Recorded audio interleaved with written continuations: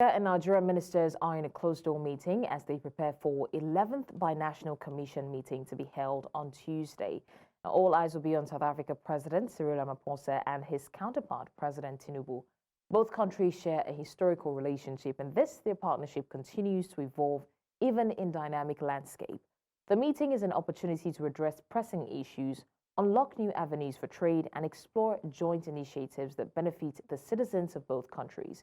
Now, with Nigeria being South Africa's largest trading partner in Africa, strengthening these ties is imperative for the economic growth of both nations.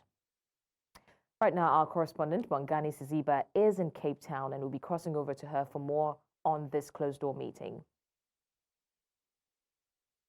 Hello, Bongani, can you hear me? Bongani, if you can hear me, what is the meeting about? We hear that this is a closed-door meeting regarding the binational agreement or relationship. What is the meeting about and what progress has been made so far?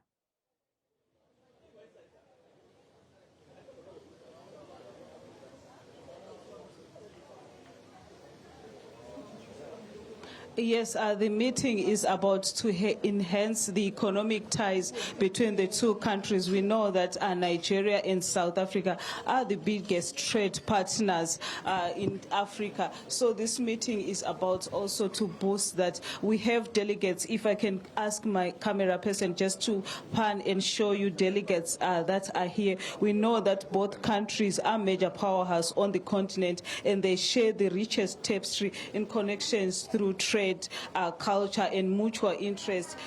This meeting also serves as a platform for both nations to discuss strategic issues that enhance economic issues. But with me is the ambassador of South Africa to Nigeria, just to speak to us about some of the issues that was discussed in that meeting. Good afternoon, sir, and thank you for joining us. What are some of the key discussions that were in the meeting?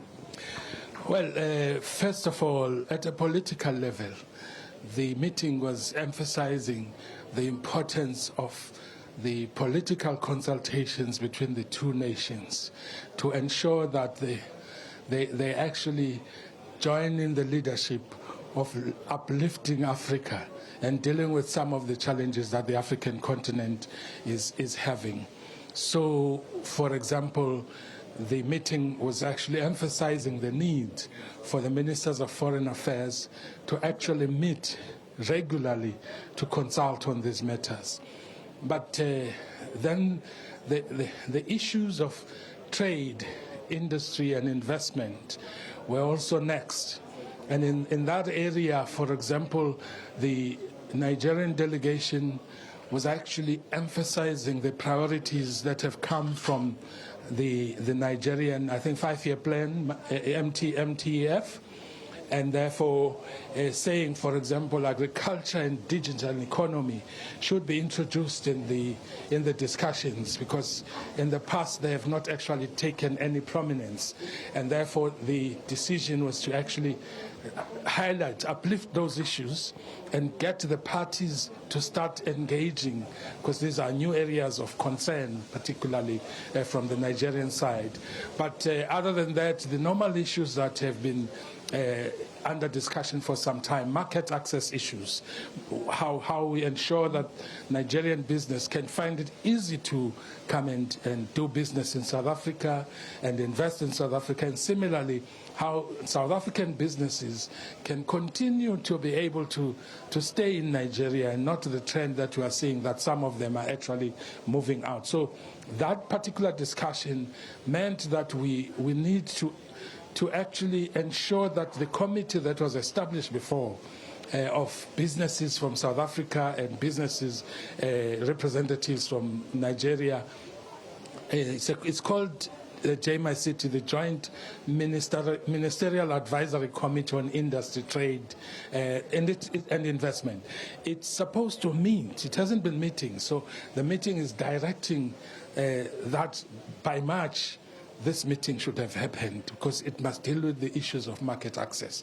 So apart from that, then there's also the security issues, criminal issues, security, cooperation in dealing with illicit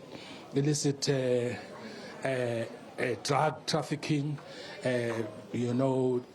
drug trafficking, human trafficking, smuggling of children, and all those issues that relate to crime. They're also a matter of focus. On the other hand, security. Exchange in skills, technology in the security and defense area. Those are some of the key elements of discussion in this meeting. And how can both countries attract investment? Well, in terms of investment, first of all, if we can deal with the obstacles to investment in our own two countries by each other, then we'll be able to actually be dealing for others the same kind of problem. So we will attract investment because we have dealt with the obstacles that we ourselves have identified among ourselves, about ourselves. So that is the priority first. And then, of course, jointly, if we have joint projects, we can get other partners that are able to then invest in those projects if we are actually working together. So basically, let's deal with our own market success issues, and then let's work together in projects to attract investment into our countries. Thank you so much, sir. That was the South African ambassador to Nigeria speaking to us about the key discussions that were in that closed meeting, speaking of security, trade, and also a cultural exchange between these two countries. We continue to monitor these discussions here, and tomorrow we are waiting for the big one, President Ramaphosa and also the President of Nigeria, Bola Tinubu, who will be also in those discussions. We like to hear what they will be talking about, but we continue to monitor that for our viewers. It's back to you in the studio now. All right, thank you so much, Bongani Siziba, for that update. And definitely, like you said, we'll be monitoring the development. And of course, you will be available on ground to give us more updates.